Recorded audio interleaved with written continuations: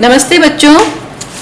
आज के वीडियो में हम अपना वही चैप्टर 4 लेंगे और चैप्टर 4 जो हमारा पीरियड तो वही है 600 ईसा पूर्व से 600 ईस्वी वाला। और पिछले वीडियो में मैं डिस्कस कर चुकी हूँ, बैकग्राउंड हो चुका है। और आज हम देखेंगे कि 600 ईसा पूर्व से 600 ईस्वी के बीच में किन नई विचारधाराओं का जन्म हुआ। और आप देखेंगे कि इसके पहले तो जरूर हमारा जो वैदिक चल रहा था, विचारधाराएं चल रही थी, ब्राह्मणीय विचारधाराएं चल रही थी वैदिक पीरियड में। परंतु आप ये देखिए 2.3 में देखिए, पेज नंबर 85 2.3, इसमें देखिए ये कह रहा है समकालीन बौद्ध ग्रंथों में हमें 64 संप्रदायों या चिंतन परंपराओं का उल्लेख मिलता है। यानी कि आप सोच सकते हैं कि बहुत सारी विचारधाराएं, भारत जैसे देश में यही बहुत बड़ी खूबसूरती है कि यहाँ पे आप अनेक अलग अलग विचारधाराएं रहकर भी साथ साथ समाज का एक अंग बन सकते हैं। ठीक है, तो मैं जैसे अभी आपको आगे बढ़ रही हूँ, परंतु अच्छा होगा कि अभी आप लोग ये वीडियो को पूरा देखें, लाइक करें, शेयर करें, सब्सक्राइब करें, ताकि आपका सिलेबस पूरा मैं कवर कराऊंगी और आपको कोई दिक्कत भी ना हो। वीडियो YouTube पे है, आप जब मर्जी उसको देख सकते हैं। ठीक है, तो अपना रिटर्न वर्क भी आप उसी हिसाब से पूरा कर सकते हैं। तो आज जो मैं आपसे बात कर रही थी कि हम बहुत सारी विचारधाराओं की बात कर रहे हैं, और जैसे ये कह रहा है कि हमें 64 तो मुख्य संप्रदाय दिख रहे हैं, पर हम 64 नहीं पढ़ेंगे। आपके चैप्टर में मुख्य रूप से बौद्ध धर्म और जैन धर्म के बारे में है, और बौद्ध धर्म के बारे में थोड़ा सा ज्यादा है इस चैप्टर में। जैन धर्म के बारे में तो और भी बहुत थोड़ा सा ही है। हम जो पढ़ रहे हैं एग्जामिनेशन पॉइंट ऑफ व्यू से मैं आपको बता रही हूँ। चलिए, अब हम बौद्ध धर्म और जैन धर्म को ले रहे हैं। पीछे हमारा बैकग्राउंड है ब्राह्मणीय धर्मशास्त्र, धर्म सूत्रों पे आधारित जो एक जीवन शैली चल रही थी, जो विचारधाराएं चल रही थी, वैदिक मान्यताएं चल रही थी। धीरे धीरे धीरे आपको पता है कि हर चीज समय के साथ उसमें कुछ त्रुटियां आ जाती हैं, कुछ कमजोरियां आ जाती हैं और नए विचार उभरने लगते हैं। ठीक है, तो अब आप देखिए ये वाला पैराग्राफ देखिए, जिसमें वो कह रहा है कि इनमें से कई शिक्षक थे जिनमें महावीर और बुद्ध शामिल हैं। अब आपको इसी पैराग्राफ में एनसीईआरटी के बुक में यही होता है कि वो थोड़े में ज्यादा बात बोलता है, बच्चे कई बार उसको पकड़ नहीं पाते हैं।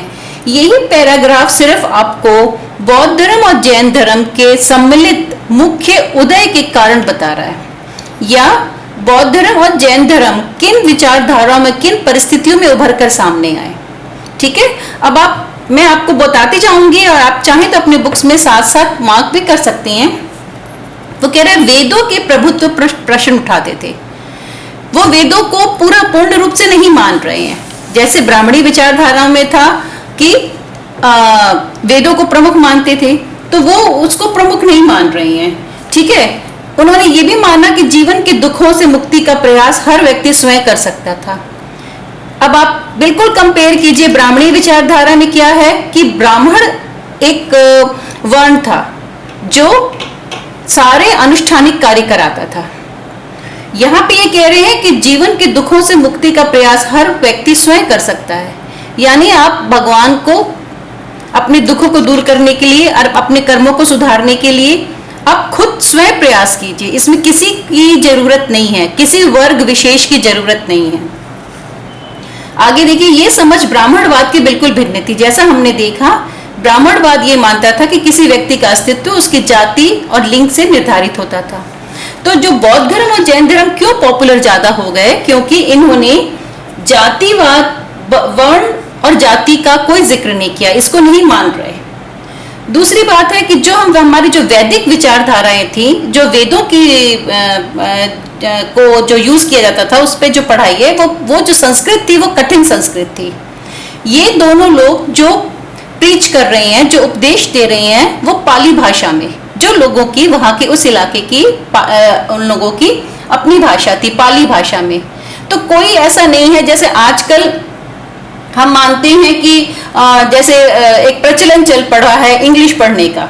ठीक है, या एक ये माना जाता है कि एक पढ़ी लिखी भाषा इंग्लिश हो गई, या हिंदी भी बहुत मान्यता प्राप्त है। हमारी हिंदी भी जो प्रॉपर हिंदी हमारी है वो भी मान्यता प्राप्त है। अब इस समय संस्कृत थी, संस्कृत की वही इस समय इज्जत थी, महत्व था। सब हर कोई पढ़े लिखे थे नहीं, तो जो धर्म और लोगों के बीच में एक दूरी बनी हुई थी। महावीर और गौतम बुद्ध, इन्होंने लोगों के पास कैसे आ पाए? क्योंकि इन लोगों ने पाली भाषा में उनका प्रचार प्रसार किया, वेदों को नहीं माना, ब्राह्मण वर्ग की जरूरत अस्तित्व पे प्रश्न उठाया, ब्राह्मणवाद को नहीं मान रहे ये लोग, जो रिचुअल्स थे, जो कर्म कांड थे, उनको भी नहीं मान रहे, जो कठिन संस्कृत की जगह उन्होंने सिंपल भाषा कर ली, और लिंग जाति को नहीं मान रहे, उसके अवहेलना कर रहे हैं। तो ये एक बैकग्राउंड है, जिस बैकग्राउंड में ये दो धर्म उभर कर सामने आए। चलिए अब हम पहले बुद्ध धर्म की बात करते हैं। अब बुद्ध धर्म के बारे में मुख्य हमारे साहित्य क्या मिल रहा है वो आपको अगले पेज पे समझ में आ जाएगा। अगले पेज पे चलिए और वहां पे देखिए कि आपको एक ब्लू बॉक्स में दिख रहा है। जो ब्लू बॉक्स में आपको दिख रहा है, बौद्ध ग्रंथ किस प्रकार तैयार और संरक्षित किए जाते थे। ये देखिए, ये वाला आप देखेंगे कि बुद्ध अन्य शिक्षकों की तरह, ये आपका पूरा ग्रंथों की बात कर रहा है, जो ग्रंथ मिले हैं। देखिए, गुरु लोगों के जीते जी कभी भी कोई कार्य या कोई भी ऐसा जो हम कहें कि कोई साहित्य लिखा गया, ऐसा नहीं होता था। उनके प्रवचनों को लोग सुनते थे, मानते थे, उन पर चर्चाएं करते थे। जैसे ये कह रहा है कि उनके प्रवचनों को लोग सुनते थे और उन पर चर्चाएं करते थे, महिलाएं और पुरुष, शायद बच्चे भी। परंतु ये हुआ कि उनके मृत्यु के उपरांत, उनकी मृत्यु के बाद उनके शिष्यों ने ज्येष्ठों या ज्यादा वरिष्ठ श्रमणों की एक सभा वेसली में बुलाई। वेसली क्या है? जो आजकल बिहार में एक जगह है जिसका नाम है वैशाली। ठीक है, वेसली क्या है कि पाली भाषा में शब्द का रूप बदल जाता है। तो बुद्ध की मृत्यु के उपरांत जो बुजुर्ग लोग थे, जो ज्ञानी लोग थे, जो ज्येष्ठ, लिखा है ना, ज्येष्ठ का अर्थ यही है, उन ज्ञानियों ने एक अपना कॉन्फ्रेंस किया, एक सभा बुलाई और उसके बाद उनकी शिक्षाओं का संकलन किया गया।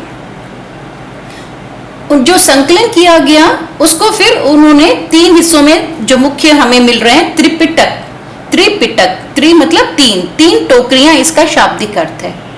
यहाँ पे टोकरियां का क्या मतलब है? ज्ञान भरी टोकरियां। टोकरी का मतलब यहाँ पे टोकरी नहीं है, ये सिर्फ वर्गीकरण कर दिया गया है कि उनके ज्ञान को 3 रूप से, पहले ये मौखिक रूप से संप्रेषित किया गया था, बाद में इसको लिखकर विषय के अनुसार वर्गीकरण किया गया। तो एक बुक्स बनाई गई जो इनकी, और वो जो है त्रिपिटक। त्रिपिटक क्या हो गई हमें, जिनका शाब्दिक अर्थ है 3 टोकरियां, और वो बौद्ध धर्म की शिक्षाओं का जिसमें संकलन किया गया है। ये तो बहुत से साहित्य तो बहुत सारा है, परंतु आपके इस पेज पे थोड़ा सा जो जिक्र किया है वो मैं उसके बारे में आपसे बात कर रही हूँ।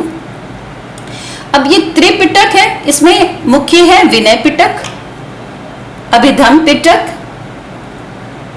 देखिए विनय पिटक, सूत पिटक और अभिधम्म पिटक, ये 3 पिटक हैं इसमें। विनय पिटक में संघ के बारे में, संघ क्या था? जो उनका ग्रुप बना था, या बौद्ध मठों में रहने वाले लोगों के लिए नियमों का संग्रह। वेरी सिंपल है, समझ में आ रहा है ये आपको। जो सूत पिटक में क्या है? बुद्ध की शिक्षाएं हैं, जो उनकी प्रीचिंग्स हैं, जो उनके उपदेश हैं, और दर्शन से जुड़े विषय अभिधम्म पिटक में आए। अभिधम्म पिटक में जो हो गई, जो दर्शन की बातें हो गई, अध्यात्मवाद की बातें हो गई, जो आम इंसान, वो आगे थोड़ी एडवांस स्टडी होगी, एक आप कह सकते हैं। ठीक है, और हर पिटक के अंदर कई ग्रंथ होते थे। ये जो एक पिटक है वो, उसके अंदर भी बहुत सारे वॉल्यूम्स हैं। एक जैसे विनय पिटक हमने उठाई, तो विनय पिटक एक पुस्तक नहीं है, उसके बहुत सारे पार्ट्स हैं। इस तरह से हर पिटक के अंदर भी कई ग्रंथ होते थे। बाद के युगों में बौद्ध विद्वानों ने इन ग्रंथों पर अपने भी जो खुद लिखे हैं, जिनको टीकाएं कहा गया है। तो ये हमें समझ में आया कि ये प्रमुख हमारे पास एक स्रोत के रूप में है, और ये इस पे हमारे क्वेश्चंस बन सकते हैं। शॉर्ट क्वेश्चंस तो बहुत इजीली बन सकते हैं, छोटी छोटी बातें हैं। और आप देखिए, हमें 3 त्रिपिटक के बारे में पता चला, विनय पिटक, सूत पिटक और अभिधम्म पिटक। ठीक है, अच्छा अब आगे चलिए कि इसके अलावा क्या हुआ, कि जैसे आपको पता चला कि अशोक के टाइम पर, या आगे हमने देखा कुषाण राजा कनिष्क ने भी बौद्ध धर्म को फैलाया। तो भारत के अलावा वो श्रीलंका में, चीन में, जापान में, दक्षिण पूर्वी एशिया में सब जगह फैलता गया। तो आप यहाँ पे देखिए कि बौद्ध धर्म जो श्रीलंका में जो फैला है वो दीप वंश, द्वीप का इतिहास और महावंश जैसे क्षेत्र विशेष के ये लिखा गया है। वहां पे जो बुक्स लिखी गई हैं वो दीप वंश और महावंश है, ठीक है। और ये ज्यादा पुराने ग्रंथ पाली भाषा में ही है, बहुत बाद में इनका संस्कृत में रूपांतरण किया गया, ठीक है। और आप इस तरह से देख सकते हैं कि जो चीनी यात्री आए थे भारत में, फाशियान और श्वेंगत्वांग, वो भी जो भारत में बौद्ध धर्म की खोज में आए थे, वो भी बहुत सी पुस्तकें अपने देश ले गई हैं। और बहुत जहाँ पे वहां पे भी चीन में भी इनका बहुत अनुवाद किया गया है। और हिंदुस्तान के बौद्ध शिक्षक भी दूर दराज देशों में गए बौद्ध शिक्षाओं का प्रचार करने के लिए। कई पुस्तक हमारे देश की कई जगहों पे जा चुकी हैं। अब आप देख सकते हैं इसमें एक चित्र, एक पांडुलिपि का भी चित्र दिया गया है। इस रूप में पुस्तकें होती थी, आपकी बुक में भी ये बना हुआ है, पांडुलिपि बनी हुई है। तो अब आप देखिए कि ये जो आप आज क्या कीजिए कि इसी को कीजिए, और मैं आपको जल्दी से कुछ क्वेश्चंस दिखा दे रही हूँ जो आपको कर लेने हैं, जो इस आपको हेल्प करेंगे इसको समझने में, बौद्ध ग्रंथ के बारे में। त्रिपिटक, 3 टोकरियां मैं पढ़ देती हूँ ताकि आपको पढ़ने में आसानी रहेगी। त्रिपिटक कब लिखे गए थे? अब मैं आपको चॉइस दे दिया है, बुद्ध के जन्म से पूर्व, बुद्ध के बाल्यकाल में, उनके जीवन काल में, उनकी मृत्यु के उपरांत। त्रिपिटक किसने लिखे थे और कहां? इनकी रचना कितने भागों में हुई थी? त्रिपिटक शब्द का अर्थ और तीनों में क्या संग्रहित था, आपको एक एक पता होना चाहिए। विनय पिटक में क्या, सूत में क्या, अभिधम्म में क्या, एक एक लाइन ही पता हो भले। और श्रीलंका में कौन से ग्रंथ लिखे गए थे ये आपको पता होना चाहिए। और बौद्ध साहित्य किस भाषा में लिखे गए थे? इनिशियली शुरुआत में किस भाषा में वो लिखे गए थे? चलिए बच्चे, इतना आप तैयार कीजिए, फिर अगली वीडियो में हम और आगे बढ़ते हैं।